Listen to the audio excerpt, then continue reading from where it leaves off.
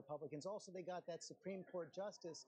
But now, many Republicans fear they're going to lose this majority because of the backlash against President Trump. George, polls show this president is deeply unpopular, and so far we've seen his party is paying the political price in recent special elections. The GOP majority here is now on the line, and so while the president tonight may try to strike more of an optimistic tone, a bipartisan tone, as he tries to strike deals on everything from immigration to infrastructure to a spending deal, because the reality is he needs Democrats now in order to get anything done, in order to get his agenda through.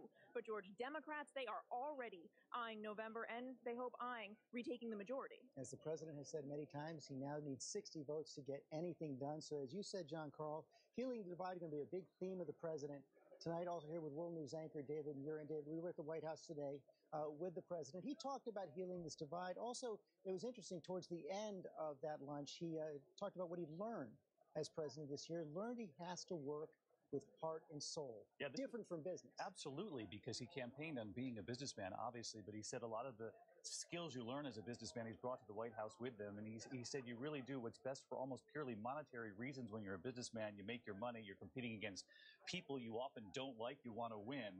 But he said that in what is normally an off-the-record moment with anchors from all the different networks, and he said, I have learned that it takes heart and compassion to govern. Here comes the Sergeant-at-Arms, Paul Irving. He will introduce the president. Mr. Speaker, the President of the United States. And the president will now work his way down the aisle. Many members of Congress looking for that grip and grin as he makes his way down. Matthew Dowd, we're talking about those members of Congress looking for a second with the president. You got about 20 minutes with the president today alone. After we were having lunch, he actually called you in for a meeting and reinforced this theme here that we've been talking about. Yeah, the White House reached out this morning and had asked if I could have a meeting at the Oval Office, and it was the president. It was a one-on-one meeting with the president and I. And I emphasized the president, as we've all talked about, and I said to the president, the country is as divided as it's ever been in our history, and he is the president of the United States, and he needs to do something about that. But I told him it's going to take more than just a speech at night, and he understood the importance of the speech. It's going to take a series of actions in the follow-up aftermath of this speech. He seemed to understand that how divided the country is and that he needs to step up. And Cecilia Vega, our senior White House correspondent, one of the issues that's going to be front and center tonight, immigration, that sort of speaks to that divide. It's divided Democrats and Republicans. It's divided different regions of the country. And the president has seemed to be of a divided mind on this as well, sometimes talking about compromise, sometimes taking quite a hard line on immigration. And that has been exceptionally frustrating, George, for the people trying to negotiate a deal with him. Remember, Mitch McConnell said negotiating with Schumer said negotiating with Donald Trump has been negotiating with Jell-O. The clock is ticking on this Congress and this White House to pass a deal, to pass a budget, and to save these dreamers, as many would say. He needs the Democrats to do this. We are told that immigration will be a big focus tonight. We also know that among the main speechwriters who helped the president on this speech is Stephen Miller, his senior advisor who helped write this speech. You know, immigration has been a real test for this president. This is the president, the art of the deal president, who so far has been unable to reach a deal on immigration. His big selling point, the wall, still not funded, pushing for that deal, George. It has bedeviled presidents before as well. George W. Bush could not get a bipartisan immigration deal either, nor could President Obama. The theme division, Byron Pitts, anchor of Nightline. The president hoping the economy is the glue that holds people together as we see him work his way up to the podium. He talks about lowest black unemployment in years, but Charlottesville on many minds. Also those comments he made about Africa and Haiti. Exactly right. For many people in this country, they don't believe not only that this president is not for them, they believe that he's against them. You talk about those employment numbers. Yes, historic. Lowest they've ever been for African Americans. But consider this. This is the slowest drop in unemployment for blacks in 5 years. And black unemployment is still twice that of white America. So he has to impact those numbers before he changes his mind. President now handing his speech to the Speaker of the House, Paul Ryan. Vice President Mike Pence looks like he's ready to get to work.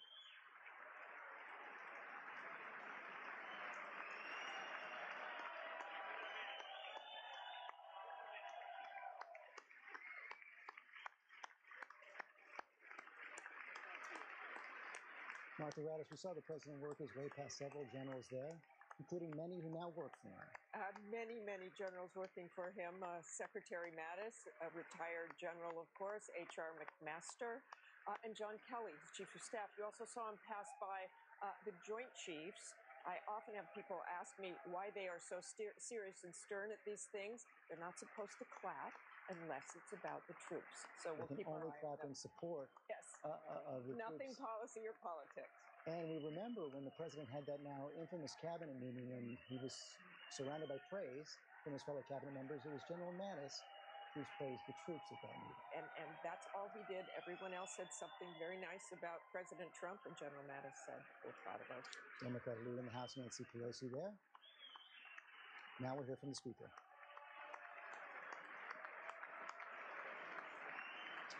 Attorney General Jeff Sessions.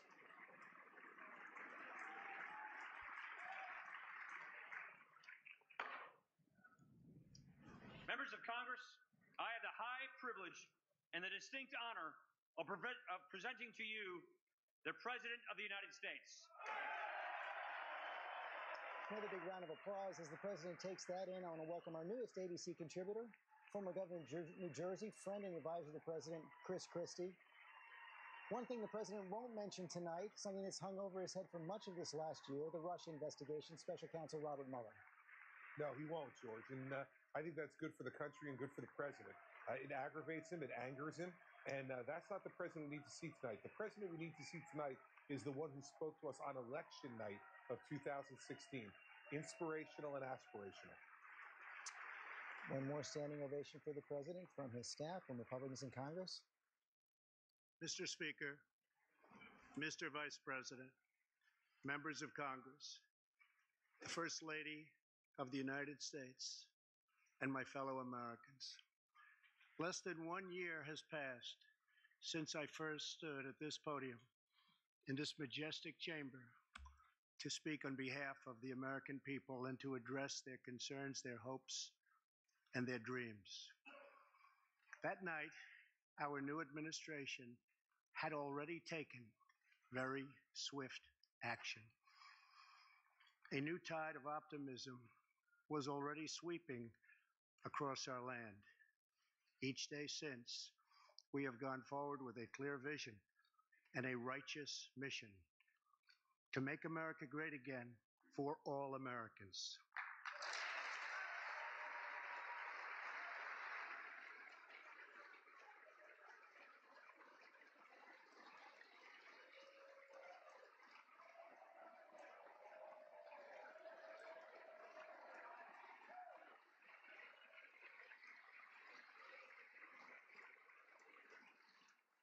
Over the last year, we have made incredible progress and achieved extraordinary success. We have faced challenges we expected and others we could never have imagined.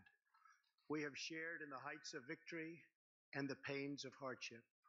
We have endured floods and fires and storms. But through it all, we have seen the beauty of America's soul and the steel in America's spine. Each test has forged new American heroes to remind us who we are and show us what we can be. We saw the volunteers of the Cajun Navy racing to the rescue with their fishing boats to save people in the aftermath of a totally devastating hurricane. We saw strangers shielding strangers from a hail of gunfire on the Las Vegas Strip. We heard tales of Americans like Coast Guard Petty Officer Ashley Leopard, who is here tonight in the gallery with Melania.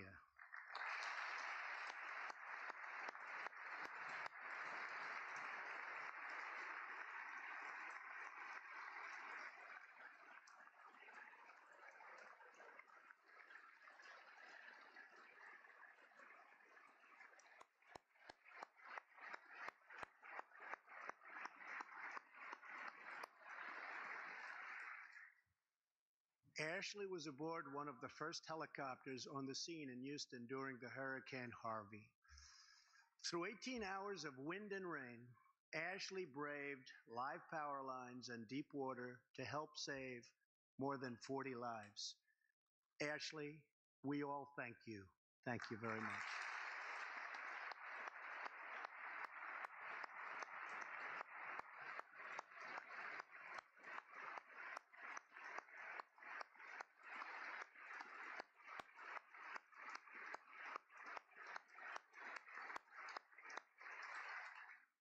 We heard about Americans like firefighter David Dahlberg.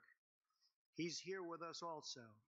David faced down walls of flame to rescue almost 60 children trapped at a California summer camp threatened by those devastating wildfires. To everyone still recovering in Texas, Florida, Louisiana, Puerto Rico, and the Virgin Islands, everywhere, we are with you, we love you, and we always will pull through together, always.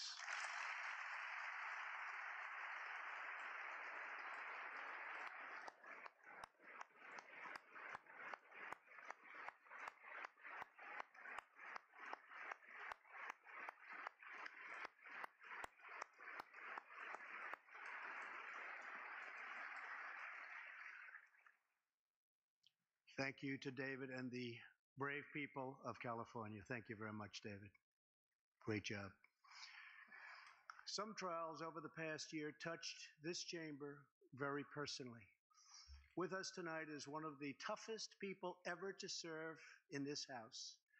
A guy who took a bullet, almost died, and was back to work 3.5 months later. The legend from Louisiana, Congressman Steve Scalise.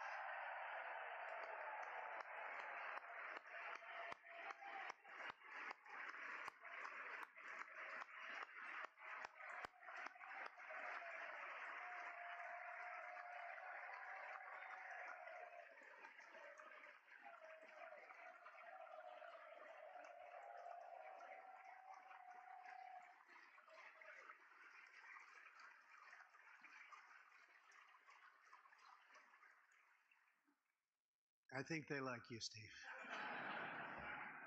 We're incredibly grateful for the heroic efforts of the Capitol Police officers, the Alexandria Police, and the doctors, nurses, and paramedics who saved his life and the lives of many others, some in this room.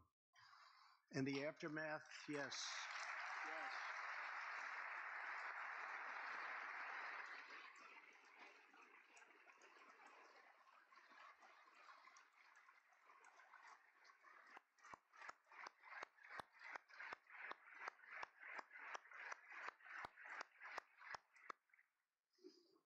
In the aftermath of that terrible shooting, we came together, not as Republicans or Democrats, but as representatives of the people.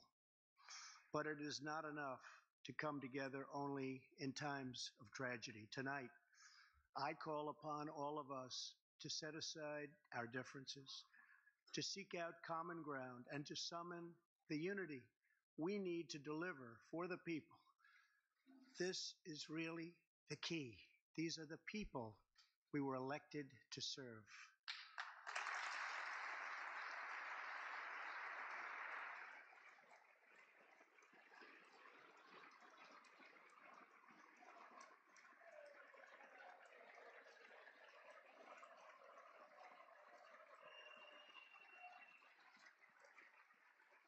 Thank you.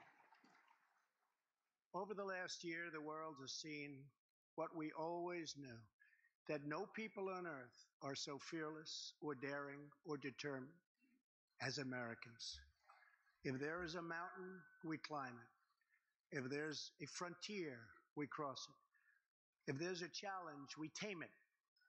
If there's an opportunity, we seize it.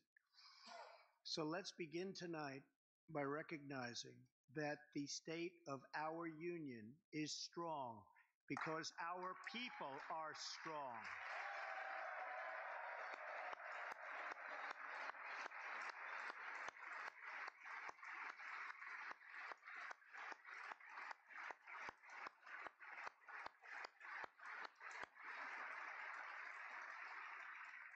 And together we are building a safe, strong, and proud America.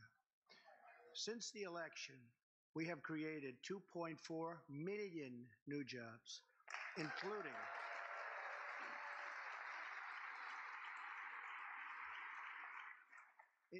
200,000 new jobs in manufacturing alone. Tremendous numbers. After years and years of wage stagnation, we are finally seeing rising wages.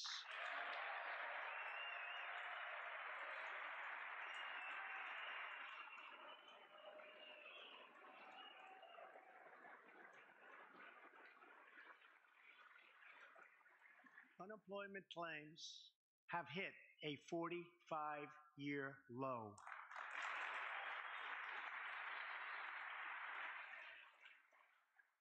And something I'm very proud of, African American unemployment stands at the lowest rate ever recorded.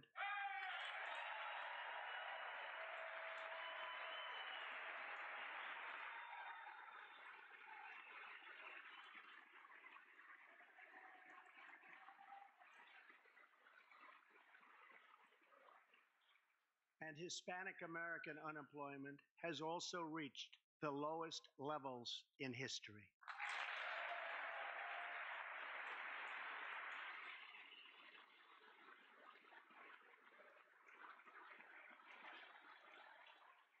Small business confidence is at an all-time high. The stock market has smashed one record after another, gaining $8 trillion and more in value in just this short period of time. The great news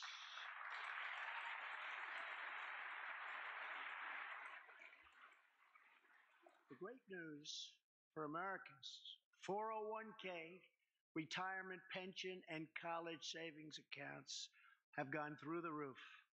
And just as I promised the American people from this podium 11 months ago, we enacted the biggest tax cuts and reforms in American history.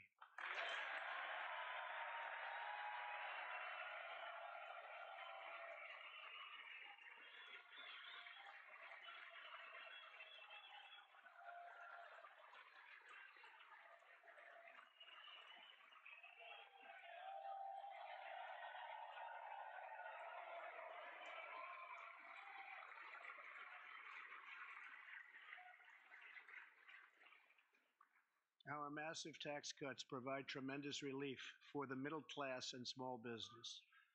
To lower tax rates for hardworking Americans, we nearly doubled the standard deduction for everyone.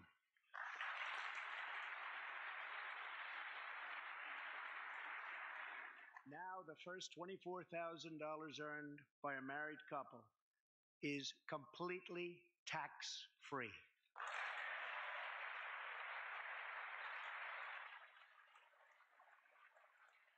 We also doubled the child tax credit.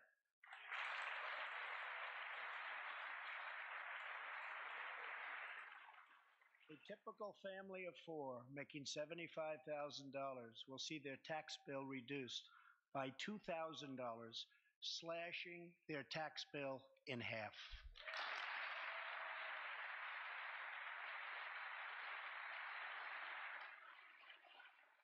In April, this will be the last time you will ever file under the old and very broken system, and millions of Americans will have more take-home pay starting next month, a lot more.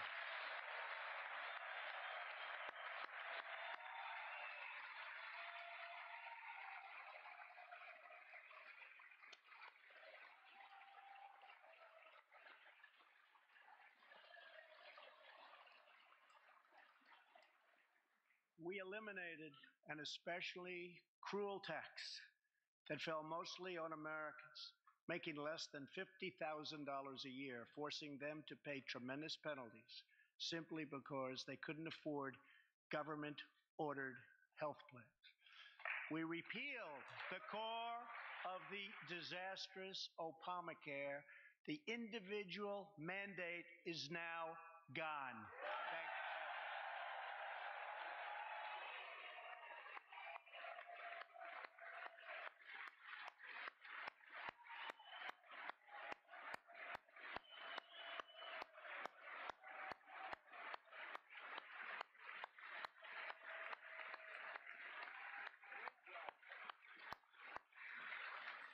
We slashed the business tax rate from 35% all the way down to 21%, so American companies can compete and win against anyone else anywhere in the world.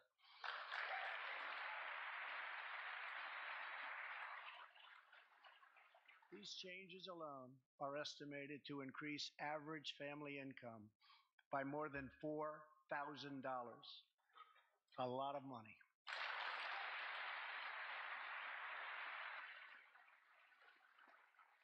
Small businesses have also received a massive tax cut and can now deduct 20% of their business income. Here tonight are Steve Staub and Sandy Keplinger of Staub Manufacturing, a small, beautiful business in Ohio. They've just finished the best year in their 20-year history.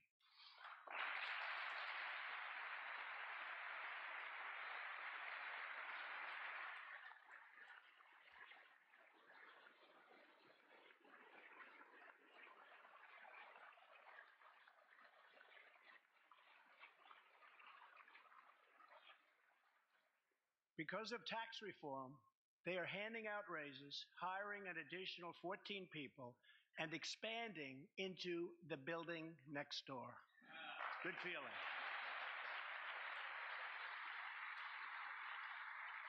One of Staub's employees, Corey Adams, is also with us tonight. Corey is an all-American worker. He supported himself through high school, lost his job during the 2008 recession, and was later hired by Staub, where he trained to become a welder. Like many hardworking Americans, Corey plans to invest his tax cut raise into his new home and his two daughters' education. Corey, please stand.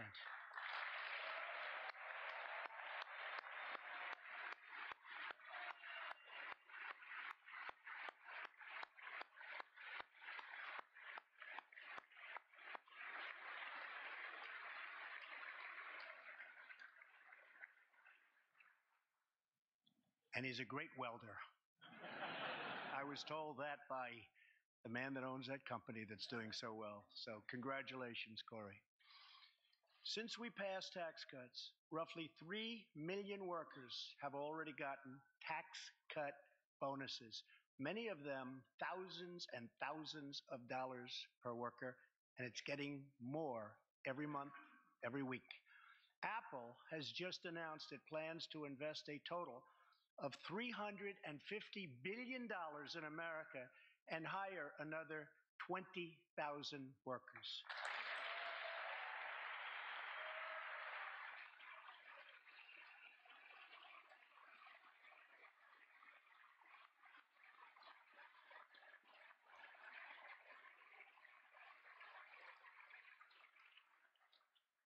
And just a little while ago, ExxonMobil announced a $50 billion investment in the United States. Just a little while.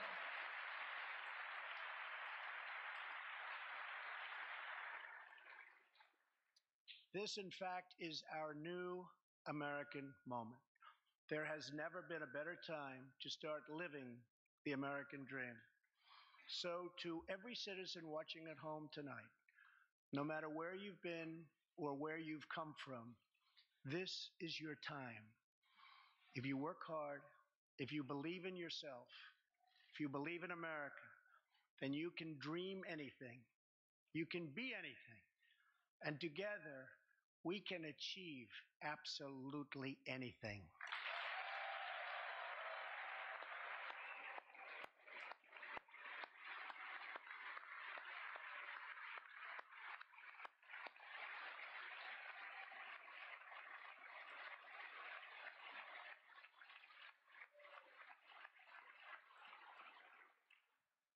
Tonight, I want to talk about what kind of future we're going to have and what kind of a nation we're going to be.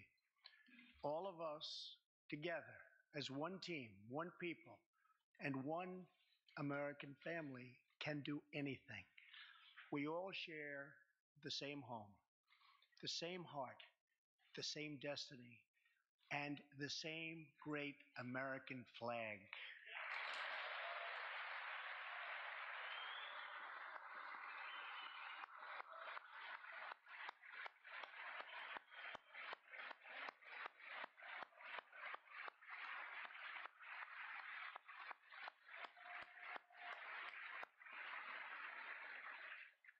Together, we are rediscovering the American way. In America, we know that faith and family, not government and bureaucracy, are the center of American life. The motto is "In God We Trust."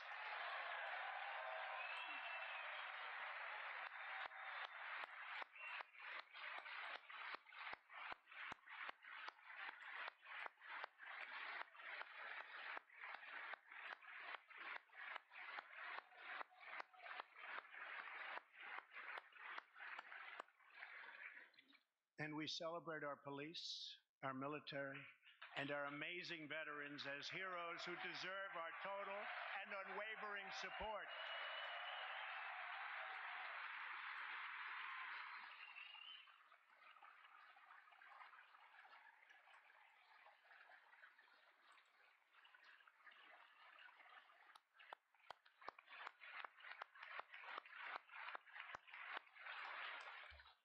Here tonight is Preston Sharp, a 12-year-old boy from Redding, California, who noticed that veterans' graves were not marked with flags on Veterans Day. He decided all by himself to change that and started a movement that has now placed 40,000 flags at the graves of our great heroes. Preston, a job well done.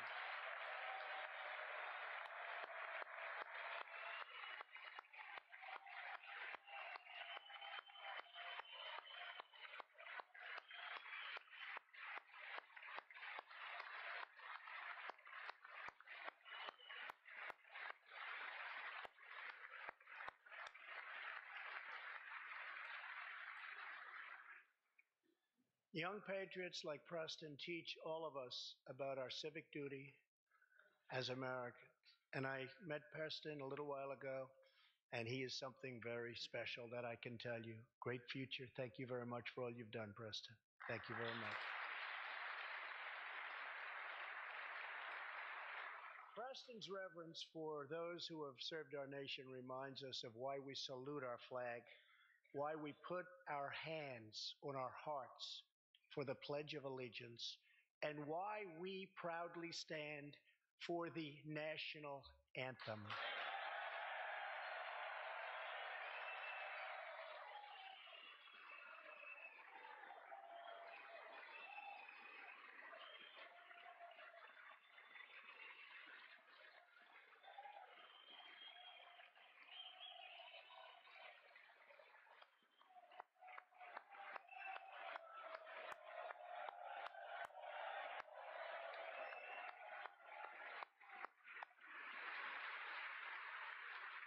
Americans love their country, and they deserve a government that shows them the same love and loyalty in return.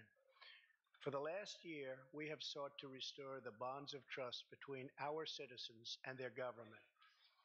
Working with the Senate, we are appointing judges who will interpret the Constitution as written, including a great new Supreme Court justice and more circuit court judges than any new administration in the history of our country.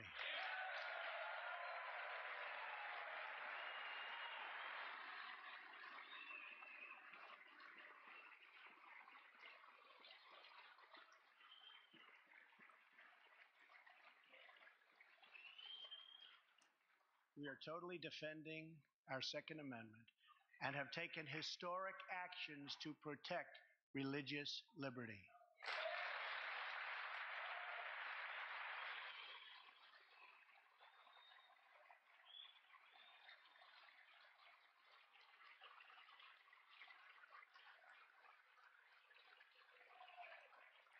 And we are serving our brave veterans, including giving our veterans choice in their health care decisions.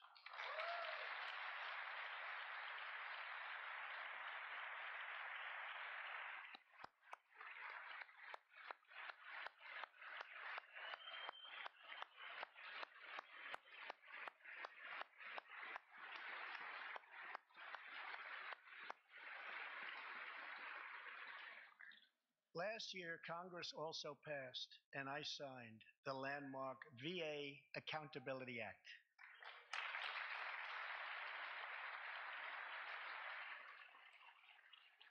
Since its passage, my administration has already removed more than 1,500 VA employees who failed to give our veterans the care they deserve.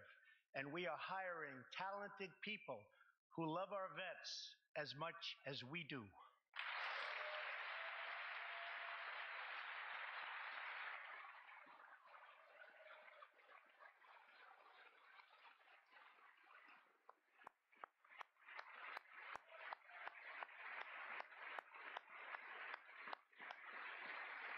And I will not stop until our veterans are properly taken care of, which has been my promise to them from the very beginning of this great journey.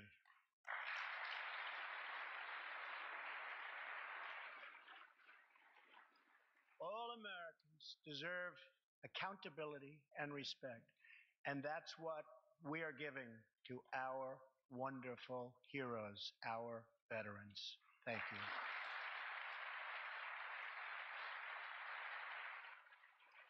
So tonight I call on Congress to empower every cabinet secretary with the authority to reward good workers and to remove federal employees who undermine the public trust or fail the American people.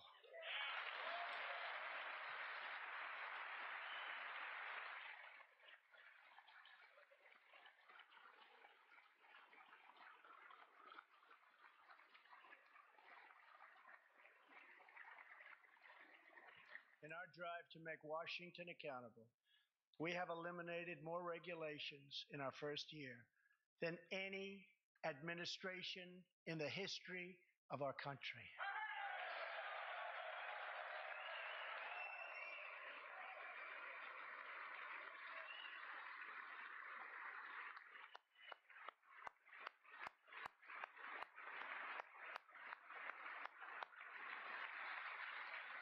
We have ended the war on American energy, and we have ended the war on beautiful, clean coal.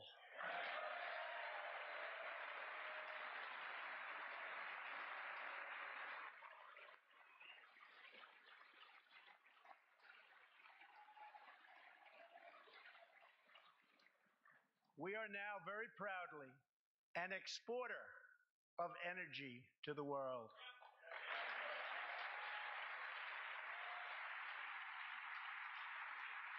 In Detroit, I halted government mandates that crippled America's great, beautiful auto workers so that we can get Motor City revving its engines again, and that's what's happening.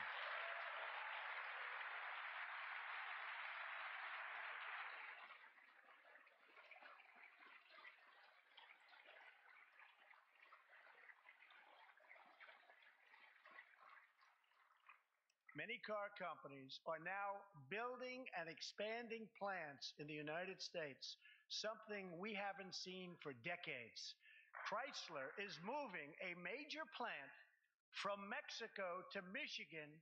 Toyota and Mazda are opening up a plant in Alabama, a big one, and we haven't seen this in a long time. It's all coming back.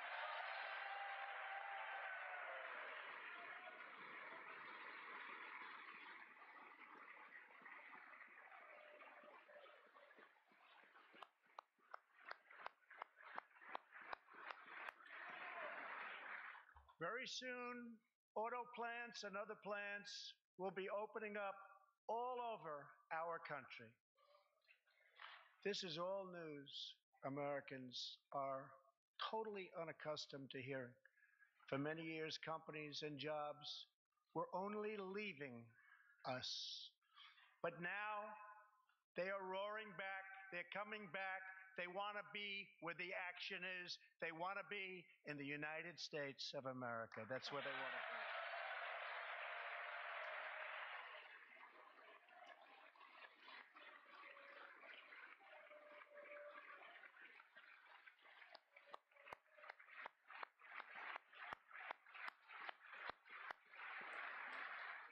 Exciting progress is happening every single day.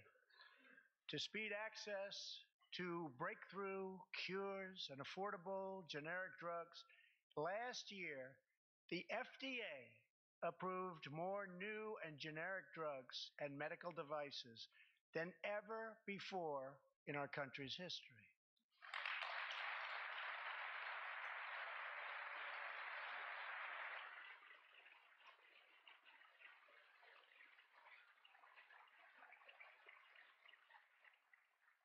We also believe that patients with terminal conditions, terminal illness, should have access to experimental treatment immediately that could potentially save their lives.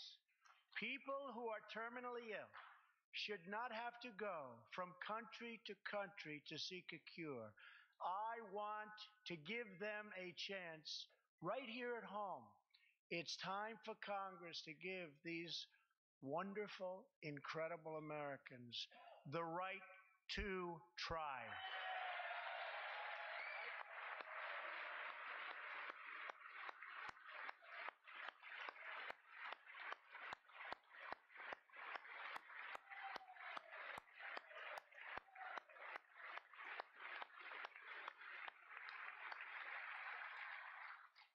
One of my greatest priorities is to reduce the price of prescription drugs.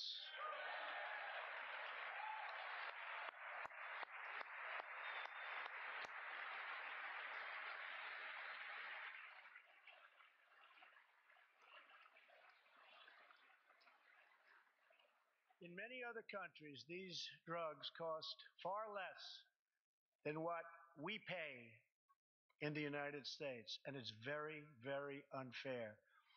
That is why I've directed my administration to make fixing the injustice of high drug prices one of my top priorities for the year.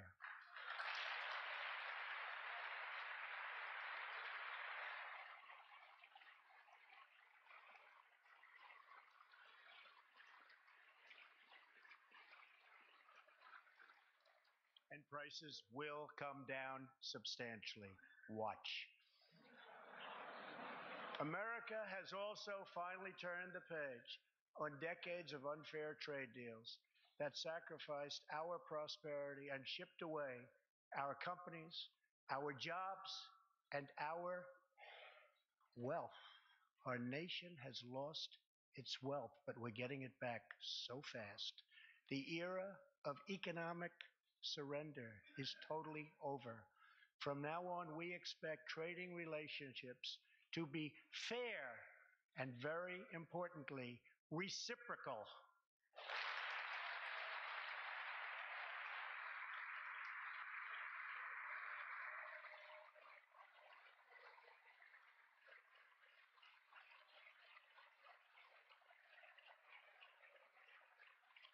We will work to fix bad trade deals and negotiate new ones, and they'll be good ones, but they'll be fair. And we will protect American workers and American intellectual property through strong enforcement of our trade rules.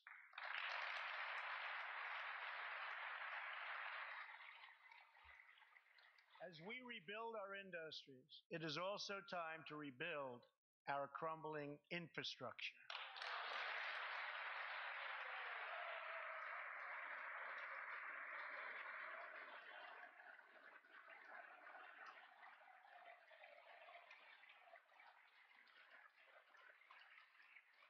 America is a nation of builders. We built the Empire State Building in just 1 year. Isn't it a disgrace that it can now take 10 years just to get a minor permit approved for the building of a simple road?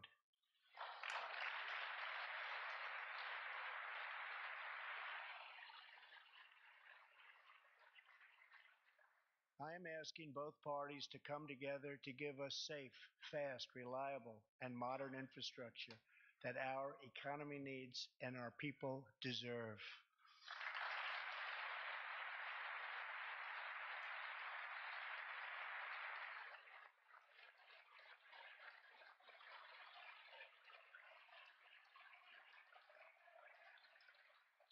calling on Congress to produce a bill that generates at least $1.5 trillion for the new infrastructure investment that our country so desperately needs.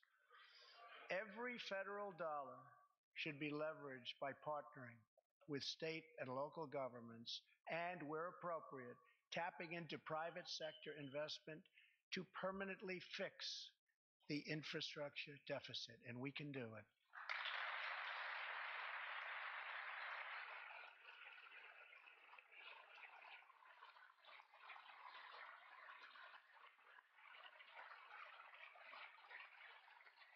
Any bill must also streamline the permitting and approval process, getting it down to no more than 2 years and perhaps even 1. Together, we can reclaim our great building heritage.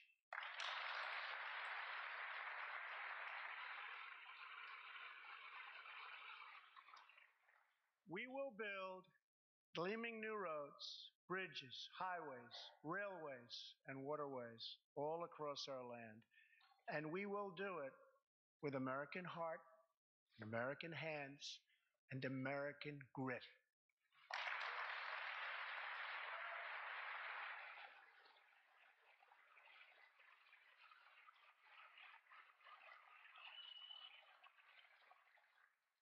We want every American to know the dignity of a hard day's work. We want every child to be safe in their home at night. And we want every citizen to be proud of this land that we all love so much. We can lift our citizens from welfare to work, from dependence to independence, and from poverty to prosperity. As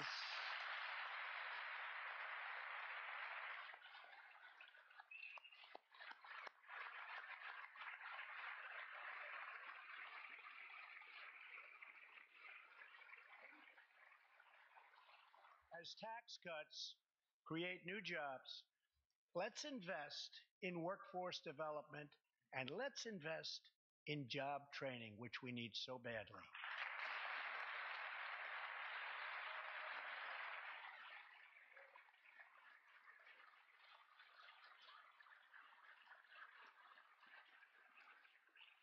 Let's open great vocational schools so our future workers can learn a craft and realize their full potential.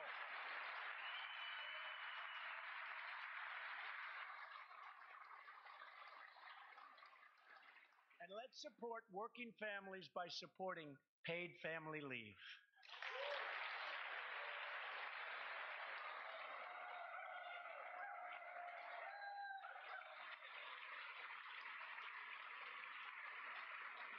As America regains its strength, opportunity must be extended to all citizens. That is why this year we will embark on reforming our prisons to help former inmates who have served their time get a second chance at life.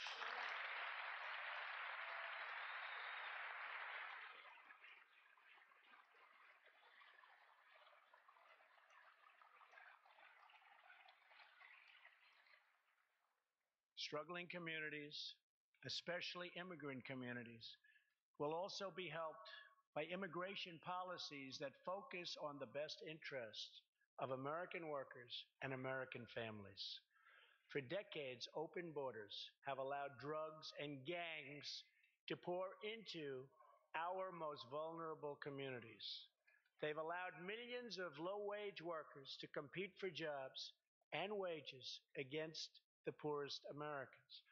Most tragically, they have caused the loss of many innocent lives. Here tonight are two fathers and two mothers, Evelyn Rodriguez, Freddie Cuevas, Elizabeth Alvarado, and Robert Mickens. Their two teenage daughters, Kayla Cuevas and Nisa Mickens, were close friends on Long Island. But in September 2016, on the eve of Nisa's 16th birthday, such a happy time it should have been, neither of them came home. These two precious girls were brutally murdered while walking together in their hometown. 6 members of the savage MS-13 gang have been charged with Kayla and Nisa's murders. Many of these gang members took advantage of glaring loopholes in our laws to enter the country as illegal, unaccompanied alien minors and wound up in Kayla and Nisa's high school. Evelyn, Elizabeth, Freddie, and Robert, tonight everyone in this chamber is praying for you. Everyone in America is grieving for you. Please stand. Thank you very much.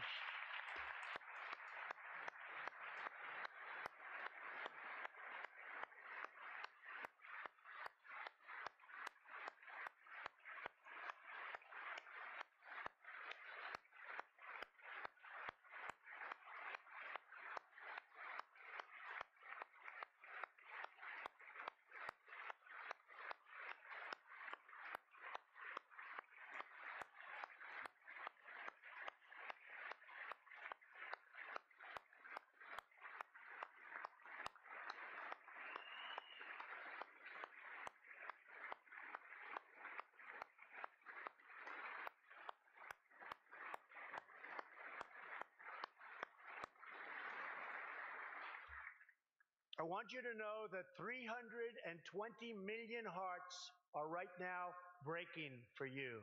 We love you. Thank you.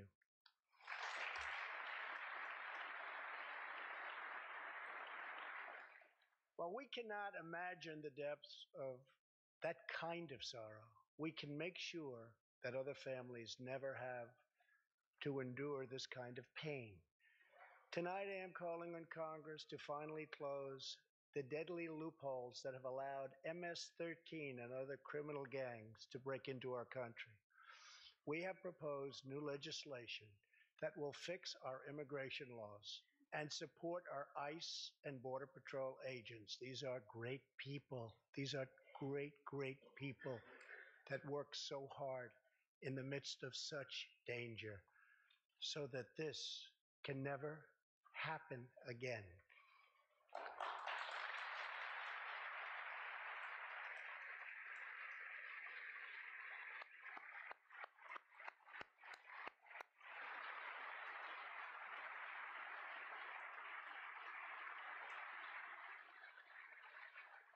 The United States is a compassionate nation.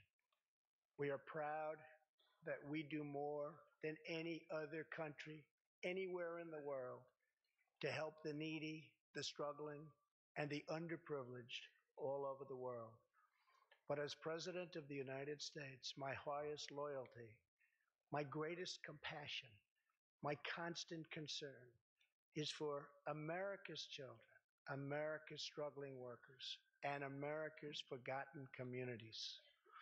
I want our youth to grow up, to achieve great things. I want our poor to have their chance to rise. So tonight, I am extending an open hand to work with members of both parties, Democrats and Republicans, to protect our citizens of every background, color, religion, and creed.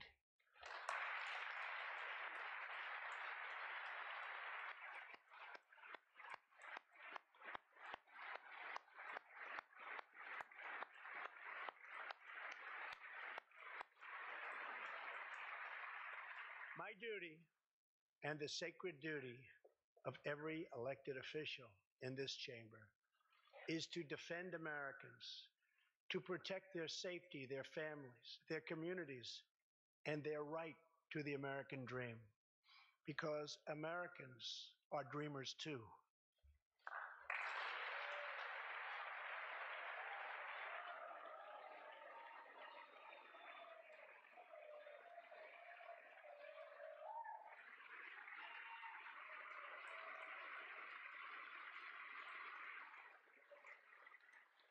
Here tonight is one leader in the effort to defend our country, Homeland Security Investigation Special Agent Celestino Martinez. He goes by DJ and CJ. He said, call me either one.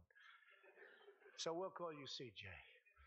Served 15 years in the Air Force before becoming an ICE agent and spending the last 15 years fighting gang violence and getting dangerous criminals off of our streets.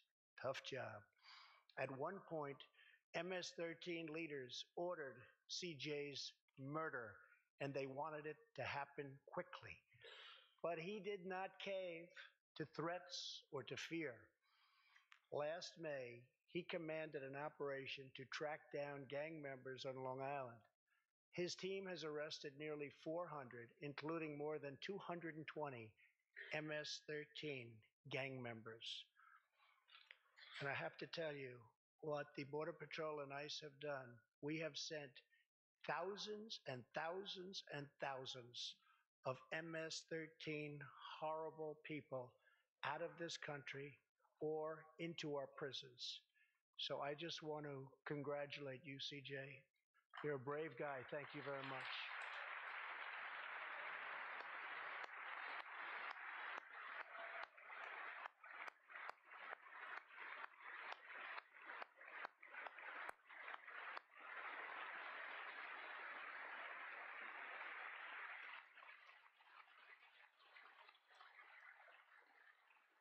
And I asked CJ, what's the secret? He said, we're just tougher than they are. And I like that answer.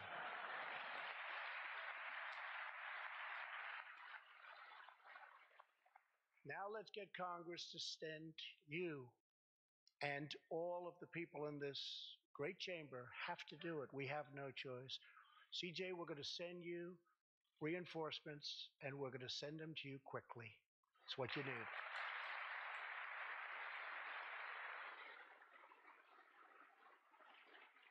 Over the next few weeks, the House and Senate will be voting on an immigration reform package. In recent months, my administration has met extensively with both Democrats and Republicans to craft a bipartisan approach to immigration reform. Based on these discussions, we presented Congress with a detailed proposal that should be supported by both parties as a fair compromise, one where nobody gets everything they want, but where our country gets the critical reforms it needs and must have.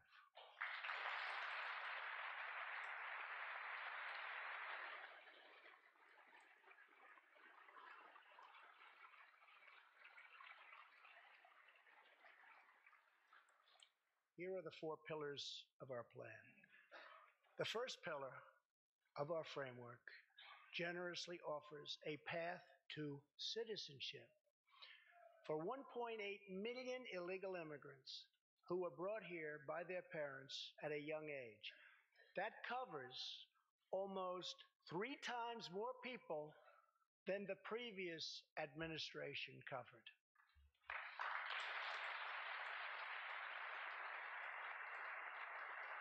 Under our plan, those who meet education and work requirements and show good moral character will be able to become full citizens of the United States over a 12-year period.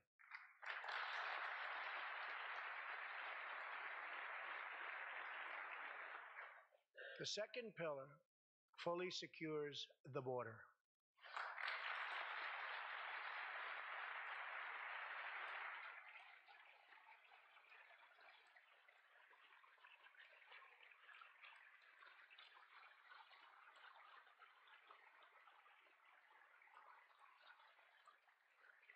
That means building a great wall on the southern border, and it means hiring more heroes like CJ to keep our communities safe.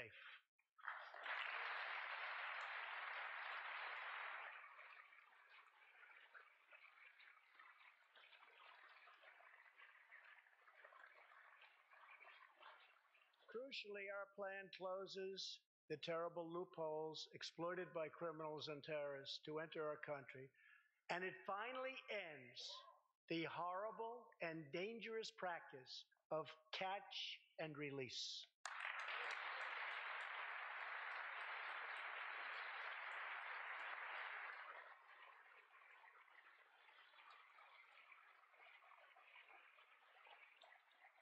The third pillar ends the visa lottery, a program that randomly hands out green cards without any regard for skill, merit, or the safety of American people.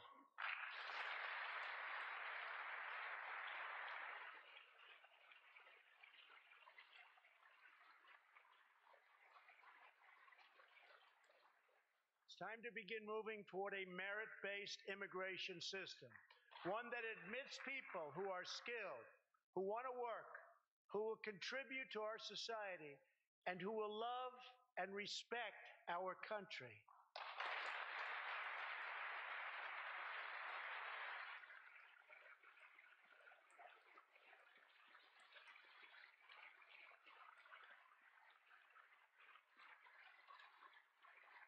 The fourth and final pillar protects the nuclear family by ending chain migration.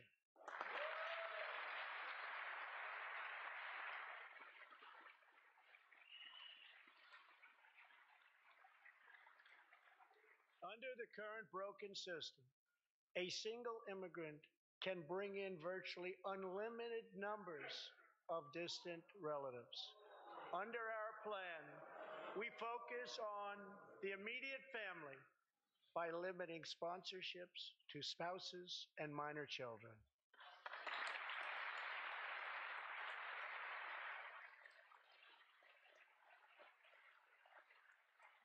This vital reform is necessary not just for our economy, but for our security and for the future of America. In recent weeks, 2 terrorist attacks in New York were made possible by the visa lottery and chain migration. In the age of terrorism, these programs present risks we can just no longer afford. It's time to reform.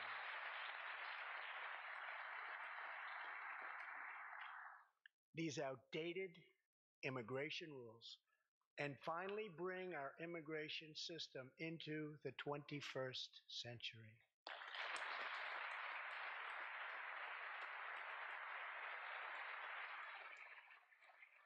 These 4 pillars represent a down-the-middle compromise and one that will create a safe, modern, and lawful immigration system. For over 30 years, Washington has tried and failed to solve this problem. This Congress can be the one that finally makes it happen. Most importantly, these 4 pillars will produce legislation that fulfills my ironclad pledge to sign a bill that puts America first.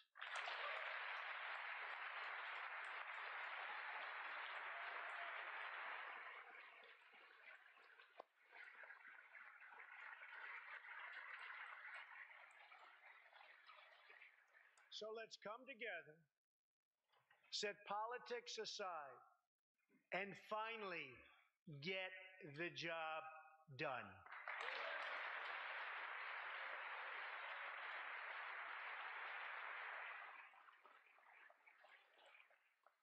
These reforms will also support our response to the terrible crisis of opioid and drug addiction. Never before has it been like it is now. It is terrible. We have to do something about it. In 2016, we lost 64,000 Americans to drug overdoses, 174 deaths per day, 7 per hour. We must get much tougher on drug dealers and pushers if we are going to succeed in stopping this scourge.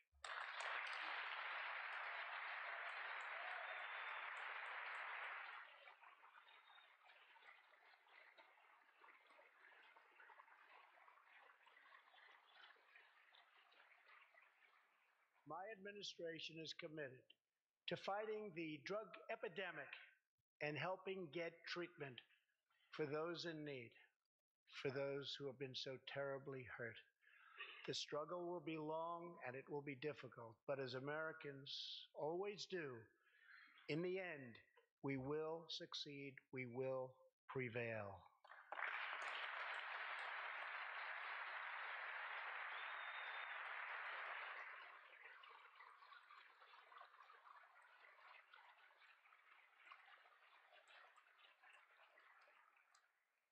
As we have seen tonight, the most difficult challenges bring out the best in America. We see a vivid expression of this truth in the story of the Holetz family of New Mexico. Ryan Holetz is 27 years old, an officer with the Albuquerque Police Department. He's here tonight with his wife, Rebecca.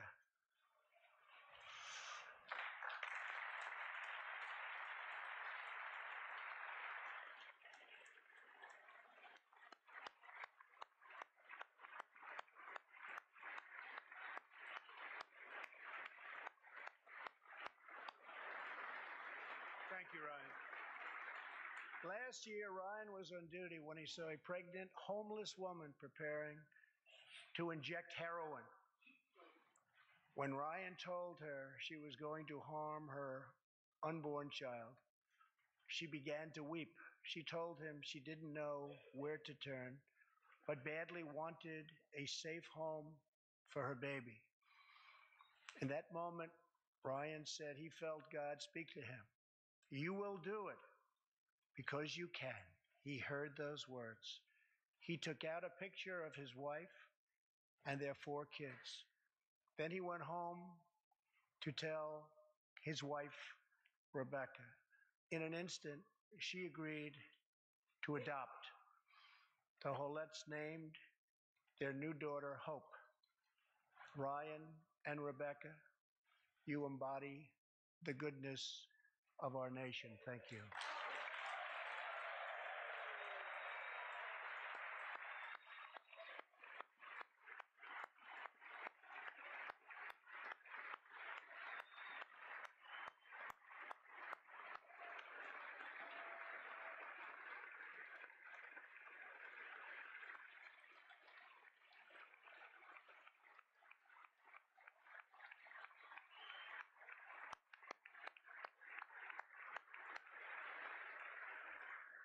Thank you, Ryan and Rebecca.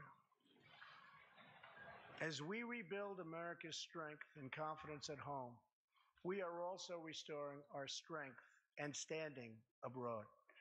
Around the world, we face rogue regimes, terrorist groups, and rivals like China and Russia that challenge our interests, our economy, and our values. In confronting these horrible dangers, we know that weakness is the surest path to conflict, and unmatched power is the surest means to our true and great defense. For this reason, I am asking Congress to end the dangerous defense sequester and fully fund our great military.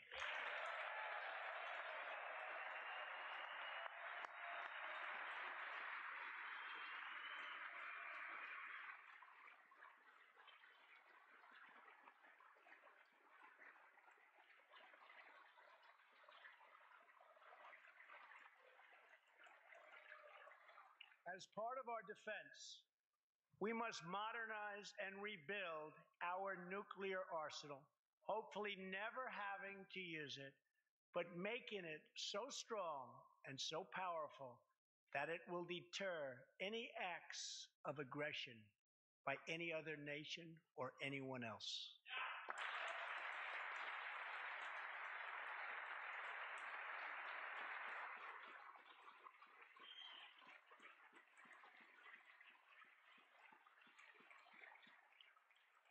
Perhaps someday in the future there will be a magical moment when the countries of the world will get together to eliminate their nuclear weapons.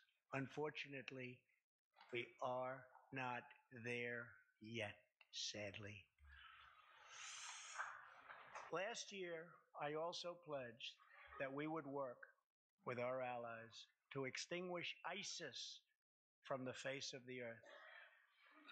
1 year later, I am proud to report that the coalition to defeat ISIS has liberated very close to 100% of the territory just recently held by these killers in Iraq and in Syria and in other locations as well.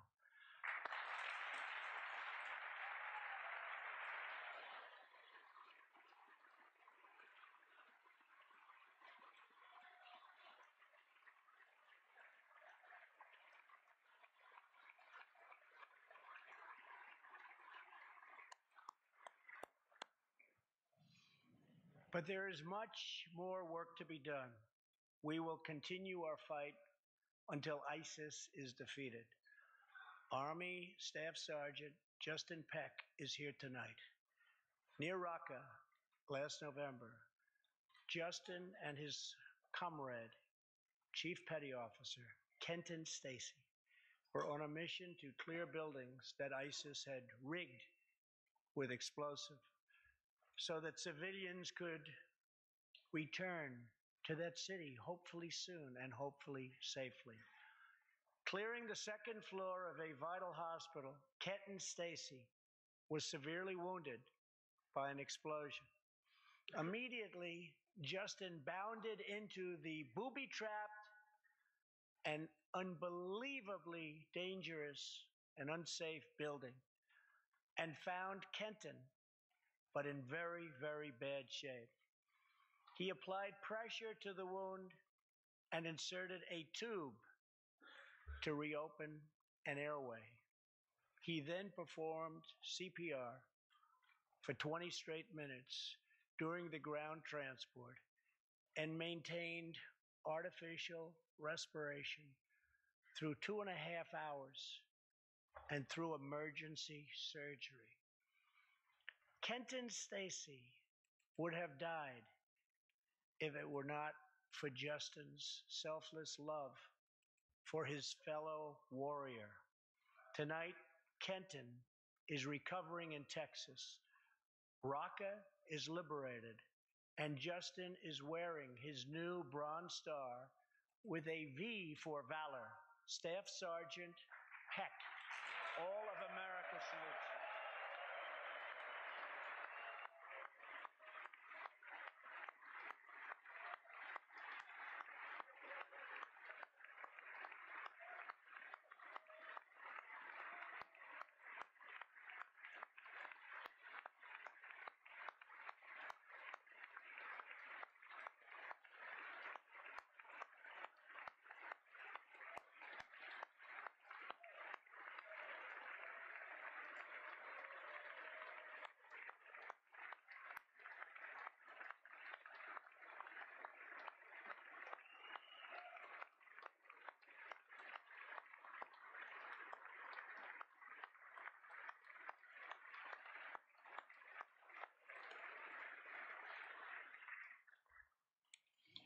Terrorists who do things like place bombs in civilian hospitals are evil. When possible, we have no choice but to annihilate them. When necessary, we must be able to detain and question them. But we must be clear, terrorists are not merely criminals. They are unlawful enemy combatants.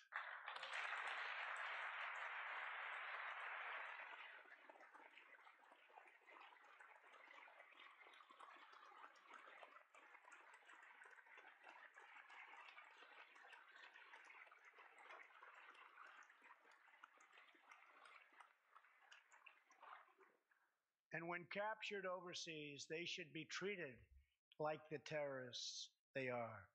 In the past, we have foolishly released hundreds and hundreds of dangerous terrorists, only to meet them again on the battlefield, including the ISIS leader, al-Baghdadi, who we captured, who we had, who we released. So today, I'm keeping another promise. I just signed, prior to walking in, an order directing Secretary Mattis, who is doing a great job. Thank you.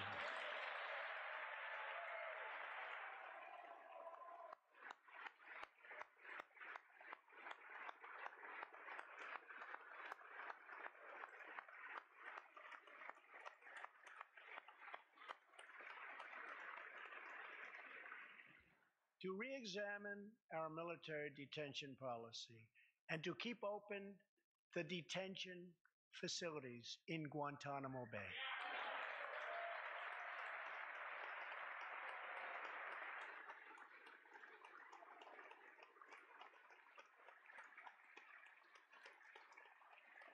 I am asking Congress to ensure that in the fight against ISIS and Al Qaeda, we continue to have all necessary power to detain terrorists wherever we chase them down, wherever we find them. And in many cases, for them, it will now be Guantanamo Bay.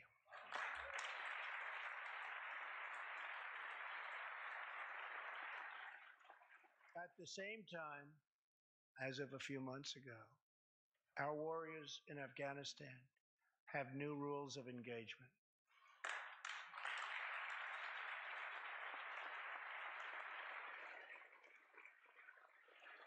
Along with their heroic Afghan partners, our military is no longer undermined by artificial timelines, and we no longer tell our enemies our plans.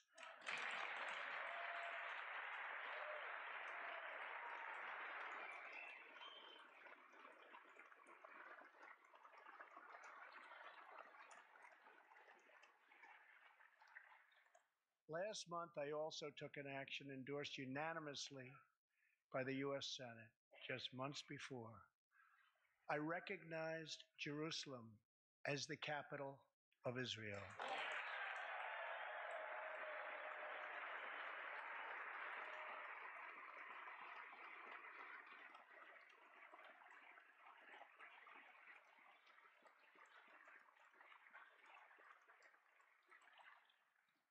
Shortly afterwards, dozens of countries voted in the United Nations General Assembly against America's sovereign right to make this decision. In 2016, American taxpayers generously sent those same countries more than $20 billion in aid. That is why tonight I am asking Congress to pass legislation to help ensure American foreign assistance dollars always serve American interests and only go to friends of America, not enemies of America.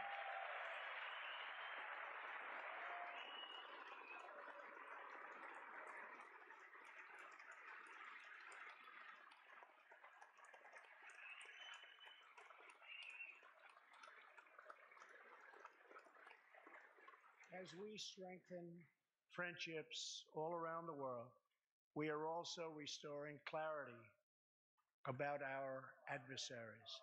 When the people of Iran rose up against the crimes of their corrupt dictatorship, I did not stay silent.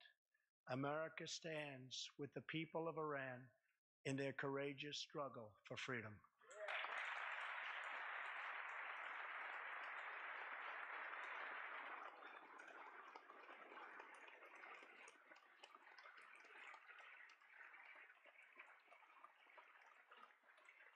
I am asking Congress to address the fundamental flaws in the terrible Iran nuclear deal. My administration has also imposed tough sanctions on the communist and socialist dictatorships in Cuba and Venezuela.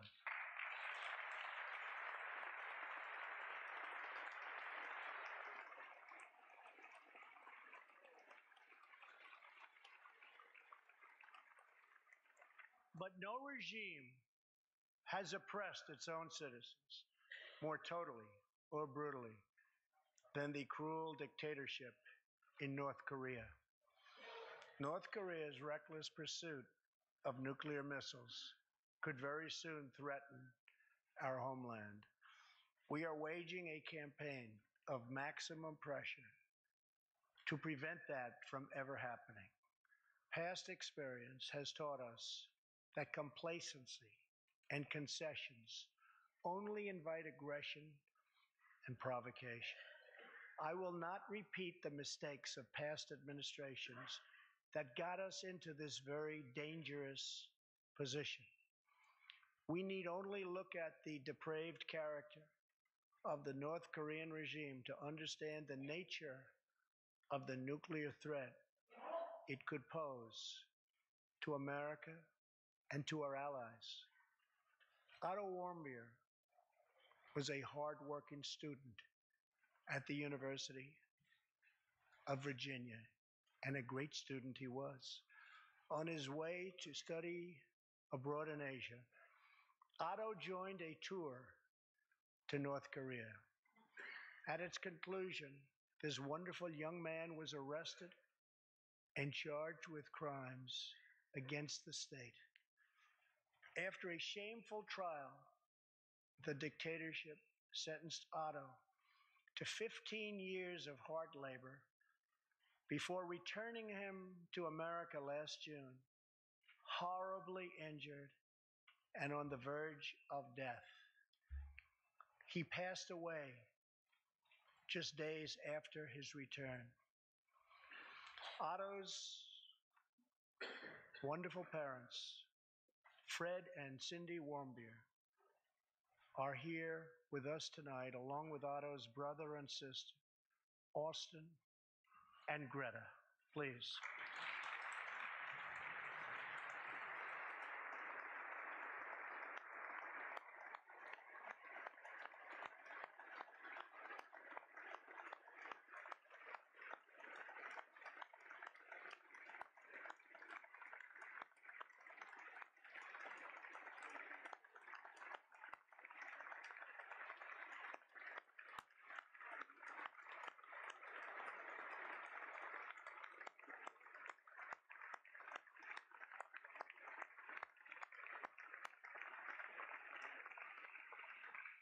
Incredible people.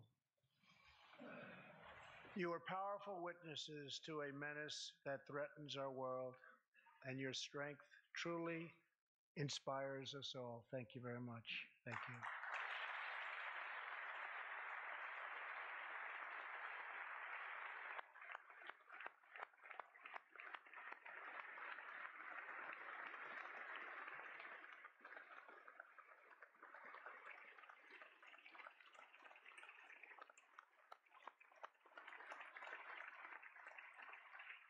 Tonight, we pledge to honor Otto's memory with total American resolve. Thank you. Finally,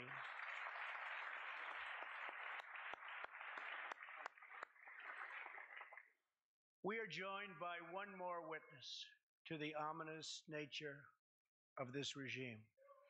His name is Mr. Ji Sung-ho. In 1996, Sung-ho was a starving boy in North Korea. One day he tried to steal coal from a railroad car to barter for a few scraps of food, which were very hard to get. In the process, he passed out on the train tracks, exhausted from hunger. He woke up as a train ran over his limbs. He then endured multiple amputations without anything to dull the pain or the hurt. His brother and sister gave what little food they had to help him recover and ate dirt themselves, permanently stunting their own growth. Later, he was tortured by North Korean authorities after returning from a brief visit to China. His tormentors wanted to know if he'd met any Christians. He had, and he resolved after that to be free. Sung-ho traveled thousands of miles on crutches all across China and Southeast Asia to freedom. Most of his family followed. His father was caught trying to escape and was tortured to death. Today, he lives in Seoul, where he rescues other defectors and broadcasts into North Korea what the regime fears most, the truth. Today, he has a new leg, but Sung-ho, I understand you still keep those old crutches as a reminder of how far you've come. Your great sacrifice is an inspiration to us all. Please, thank you.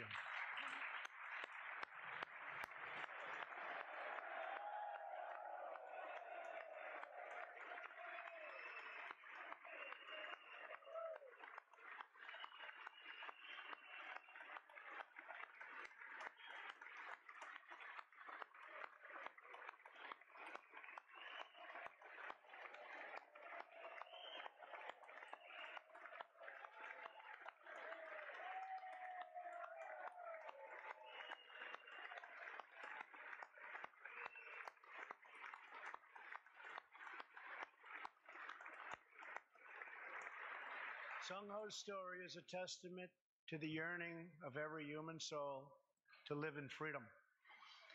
It was that same yearning for freedom that nearly 250 years ago gave birth to a special place called America.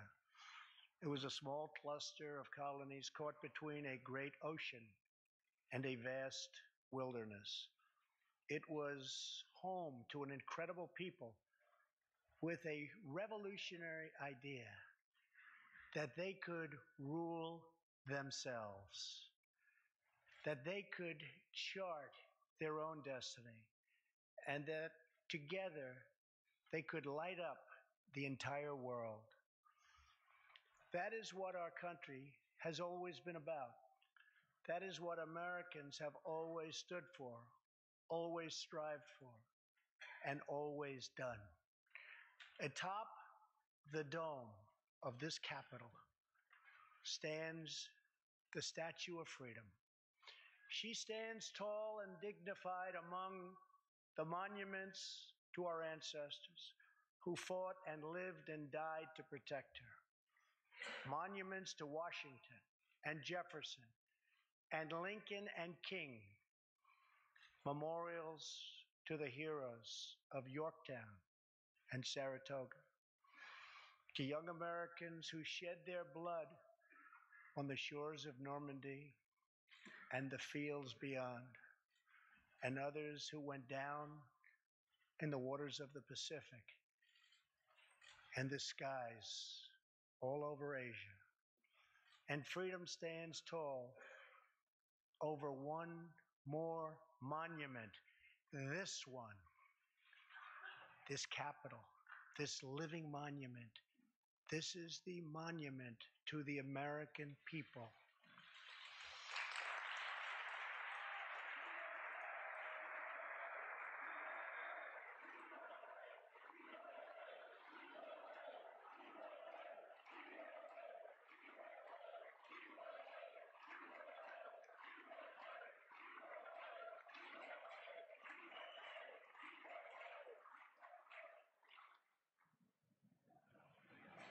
We're a people whose heroes live not only in the past, but all around us, defending hope, pride, and defending the American way.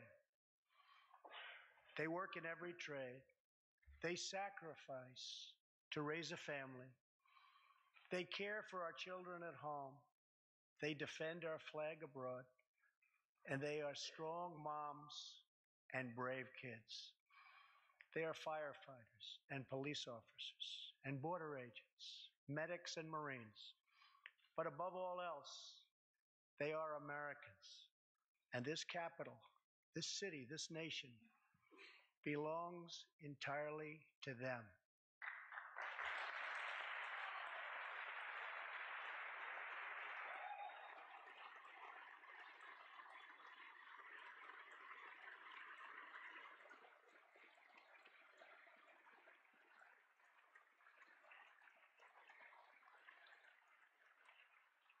Our task is to respect them, to listen to them, to serve them, to protect them, and to always be worthy of them.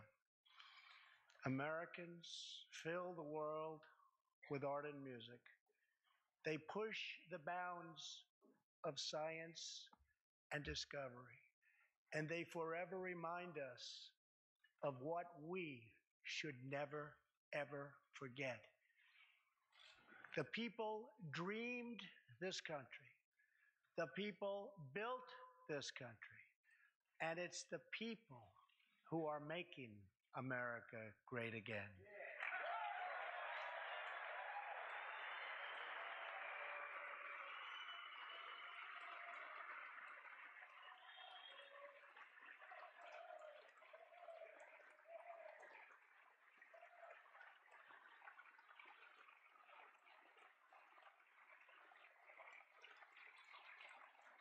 As long as we are proud of who we are and what we are fighting for, there is nothing we cannot achieve. As long as we have confidence in our values, faith in our citizens, and trust in our God, we will never fail. Our families will thrive. Our people will prosper. And our nation will forever be safe and strong and proud and mighty and free. Thank you, and God bless America. Good night.